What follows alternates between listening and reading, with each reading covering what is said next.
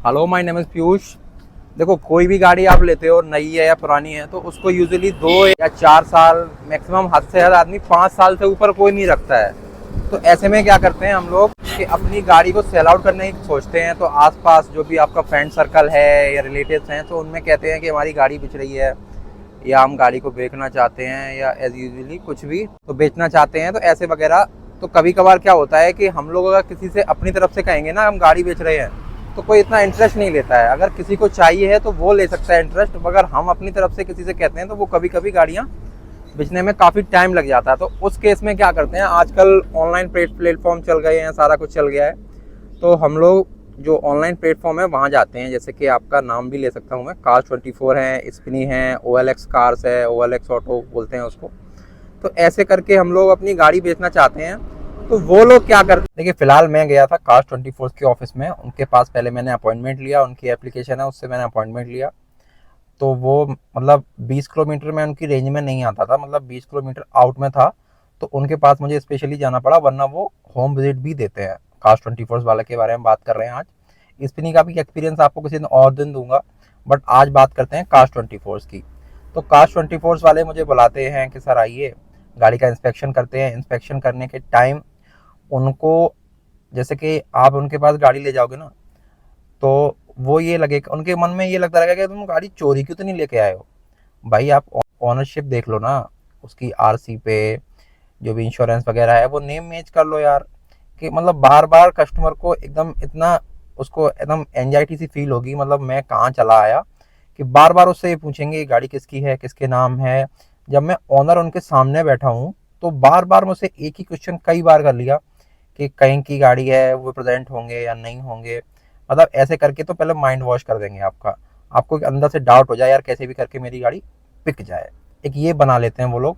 उसके बाद भाई गाड़ी का इंस्पेक्शन स्टार्ट होता है। गाड़ी के इंस्पेक्शन में चारों तरफ वो गाड़ी के घूमेगा, पेंट चेक करेगा। ये तो भाई फॉर्मेलिटी है, मैं भी एग्री करता हूँ, बिल्कुल करिए, क्योंकि आप गाड़ी ले रहे हो, रुपए दोगे, तो कहीं ना कहीं आपका ये राइट बनता है कि आप पूरी गाड़ी सही से हमारी चेक करो, कोई हम आपको धोखा ना दें। तो इसलिए जो भी आपके जो पैरामीटर्स हैं, जो भी आपकी पॉलिसी है, वो अपनी क्लियर करो भाई, उसके बाद ही आगे बढ़ते हैं।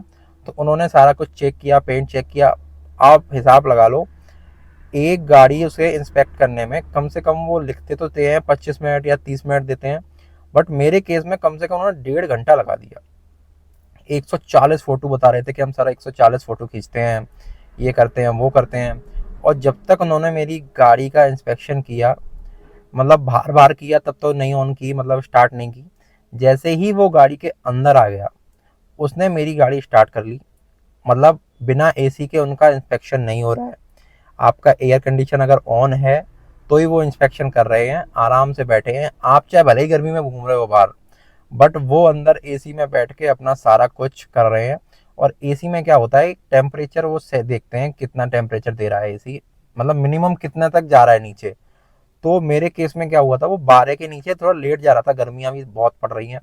तो कहीं ना कहीं वो उसके चक्कर में मुझको ये बताता रहा कि सर हम इसकी वजह से गाड़ी स्टार्ट करे हैं। और वो कम से कम 1 से 3 मिनट के आसपास वो थ्रोटल, हाई थ्रोटल पे देता रहा। उसके बाद वो मीटर कम से कम माइनस में हुआ, 11 पॉइंट के समथिंग में रहा, 11.7 के समथिंग में सेल्सियस के। तब उसने वो फोटो खींचा। तब बाकी जितना भी इंस्पेक्शन था उनका, वो सारा कुछ उन्होंने एसी में बैठ के किया मेरी गाड़ी के अंदर।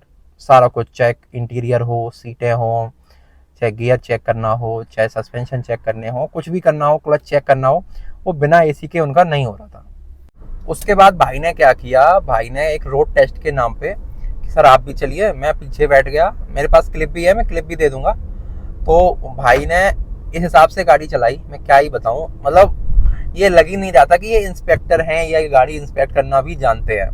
मतलब न तो उन्हें गाड़ी इनिशियली स्टेज पे मैनुअल गाड़ी कैसे उठाई जाती है, कैसे किया जाता है, मतलब क्लच छोड़ना भी नहीं आ रहा था, मैं क्या बताऊं। और पता नहीं किसने उनको इंस्पेक्टर बना दिया था। मतलब वो क्लच ऐसे छोड़ रहे थे जैसे कि आज ही कल में उन्होंने ड्राइविंग स्कूल से ड्राइविंग सीखी है, कि ऐसा नहीं है, कोई एक्सपर्ट वाली बात नहीं थी बिल्कुल भी।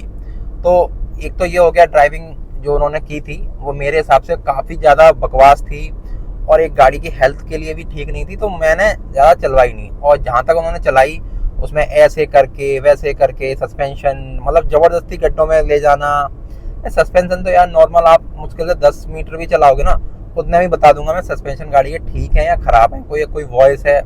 आप किस बात के इंस्पेक्टर हो कि आपको नीचे देखना चाहिए ना उसके कितने जो लोअर आर्म्स हैं, जो भी कुछ हैं वो खराब तो नहीं है कि और कोई प्रॉब्लम तो नहीं है। आप ना खुद चेक करो।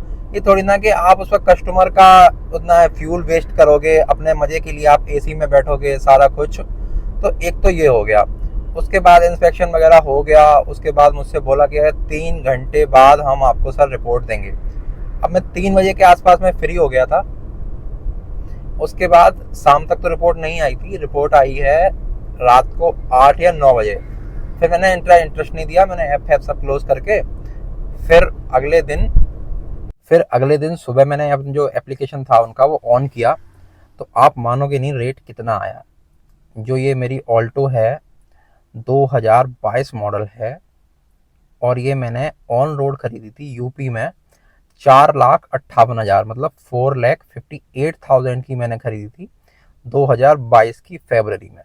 तो मोटा मोटा आप मान के चलाओ कि 3 साल और 4 महीने या 5 महीने के आसपास इसकी एज है, मतलब व्हीकल एज 3 साल 4 या 5 महीने के आसपास है।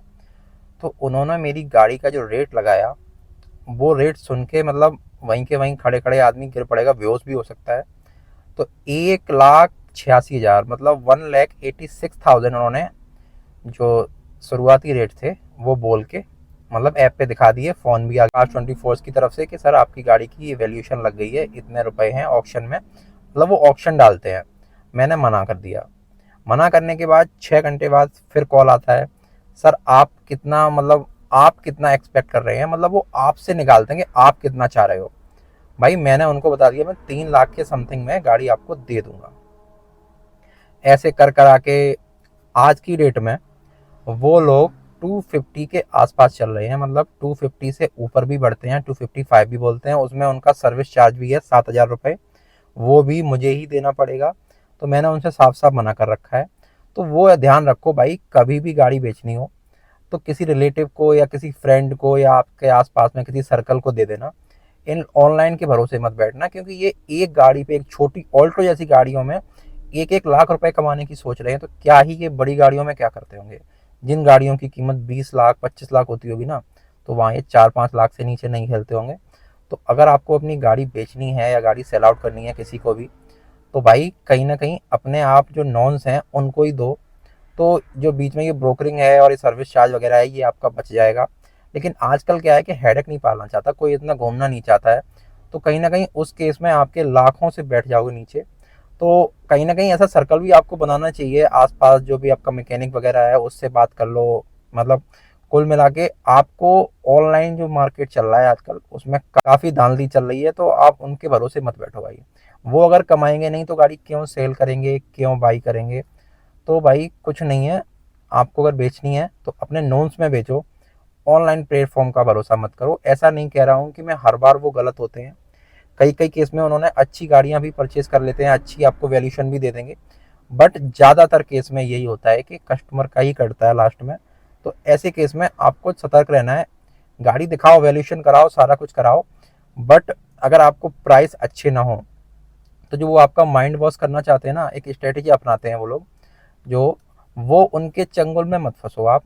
अगर आपको नहीं लग रहा है तो आप गाड़ी आफ्टर मार्केट ही किसी को बेच दो, उसी में आपका फ़ायदा है। आई होप वीडियो आपको इन्फॉर्मेटिव लगी होगी। You can follow me on Instagram for vehicles and car related information.